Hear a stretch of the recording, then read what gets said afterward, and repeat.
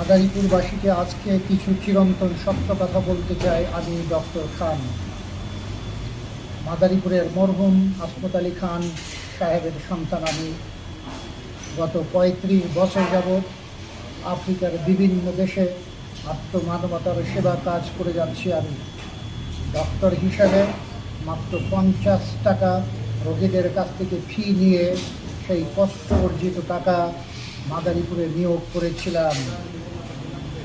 রাজনৈতিক কারণেই হোক অথবা হিংসার কারণেই হোক, তোমরা যারা মাদারীপুরে আমাদের বাড়িঘর ব্যবসা ধ্বংস করেছ, তোমাদের উদ্দেশ্যে কিছু কথা। মাদারীপুরে খান পরিবার দুইবার সর্বশান্ত হলো। 1971 সালে রাজাকার আলবদর সহযোগিতায় পাকিস্তানি হানাদার বাহিনী মাদারীপুরে আমাদের বাড়ি, আমাদের গাড়ি, আমাদের বাস, আমাদের মিল, আমাদের লঞ্চ, আমাদের সকল ব্যবসা ধ্বংস করে দিয়েছিল। 1971 সালের পাকিস্তানি যখন আমাদের বাড়িঘর ধ্বংস করে দিয়ে যায়, 71-এর সেই 10 বছরের বালক শুধুমাত্র একটা শার্ট নিয়ে ওই বাড়ি থেকে ত্যাগ করেছিলাম। ধ্বংস হয়ে গিয়েছিল সব কিছু। স্বাধীনতোত্তর মাদারীপুরে আমার বাবার কারণে মাদারীপুরে কোনো রাজাকার, কোনো আলবদর, তাদের বাড়িঘর ধ্বংস হয়নি, তাদের প্রাণ যায়নি। কোনো রাজাকার আলবদরকে কেউ স্পর্শ করেনি। সেটা ছিল আমার বাবার উদারতা। স্বাধীনতা উত্তর 14 বছর পুরনো পোড়া বাড়িতে আমরা বাস করেছি।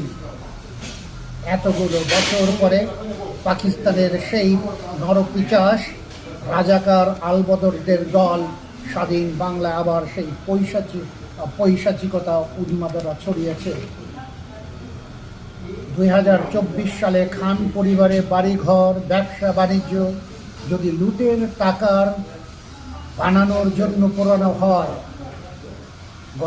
আমার প্রশ্ন, গত 35 বছর একটা দিনের জন্য আমি কাজ বন্ধ করিনি।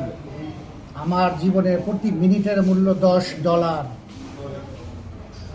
ডাক্তার হিসেবে আফ্রিকার বিভিন্ন দেশে ঘুরে ঘুরে এইডসের রোগী, ইবোলার রোগী এবং ভয়াবহ ধ্বংসাত্মক মহামারী রোগীদের চিকিৎসা দিয়ে যে কষ্ট অর্জিত টাকা মাদারীপুরে সার্বিক হোটেল, সার্বিক পেট্রোল পাম্প, মাদারীপুরে নার্সিং কলেজ, মাদারীপুরে হাসমত আলী খান মাদ্রাসা, মাদারীপুরে হাসমত আলী খান হাসপাতাল গড়ে তুলেছিলাম মানুষের সেবার জন্য, সেগুলো লুটের টাকা হতে পারে না। আমি বিশ্বাস করি না।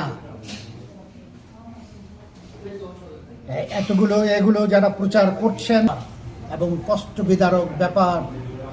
গত 17 বছর নিজের টাকায়, নিজের প্রচেষ্টায় বিদেশে ডক্টরদের এনে মাদারীপুরে হাজার হাজার বিনামূল্যে কঠিন রোগের অপারেশন করেছি আমি। যেই হাসপাতালটায়, সেই হাসপাতালও রক্ষা পায়নি এই পৈশাচিক নর পিচাসের উন্মাদনার হাত থেকে। ইসলামের নাম বলে যারা ধ্বংস করছো তাদের কিছু কথা বলি। মুসলমান হয়ে ধন্যাঢ্য হতে চুরি করার প্রয়োজন নেই। 30 বছর আগে আমি একটা শক্ত হাদিস শুনেছিলাম, কেউ যদি মাগরিবের পরে সূরাতুল ওয়াকিয়া পড়ে তাহলে দরিদ্রতা স্পষ্ট করে না। প্রফেট মুহাম্মদ সাল্লাল্লাহু আলাইহি ওয়াসাল্লাম বলেছেন। গত 30 বছরে আমার মনে হয় না আমি কোনোদিন এই সূরা বাদ দিয়েছি। ইসলামে হযরত ওসমান রাদিয়াল্লাহু আনহু একজন ধন্যাঢ্য ব্যক্তি ছিলেন, তিনি চুরি করে বড় হননি। কুরআনের আরেকটা কথা শোনো, সূরাতুল আল ইমরান 27 নম্বর আয়াত সহ অনেক জায়গায় নাজিল হয়ে যায়, তারযুকু মান তাশাউ বিগাইরি হিসাব। আল্লাহ যদি কাউকে দিতে চায় তার ঠিক, এখানে চুরি করার কোনো প্রয়োজন নেই।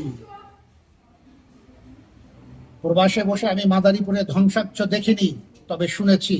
মনে হলো একটা রাজনীতি নয়, এটা হিংসার বহিঃপ্রকাশ। হিংসা নিয়ে তোমাদের আর একটা কথা শক্ত হাদিস শুনিয়ে দেই এখন।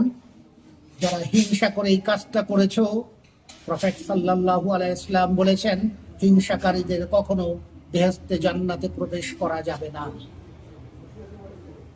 খান পরিবারের সদস্যরা সর্বদা মাদারীপুরবাসীকে প্রাণ খুলে সেবা করেছেন এবং সেবা করবেন। আমি যদি আবার বিদেশি ডাক্তারদের নিয়ে মাদারীপুর ওই পুরা হাসপাতালে মানুষের সেবা করতে চাই, তাহলে আমি আশ্চর্য হব না যদি দেখি ওই যারা আমার এই হাসপাতাল পুড়িয়েছে তারাই আবার সেবা নিতে আসবে আমার কাছে। আমি খান পরিবারের সদস্য হয়ে মুখ বুঝে তোমাদের সেবা দেব, সেদিন তোমরা লজ্জিত হবে ওই সব রাজাকার আর আলবদরের দল।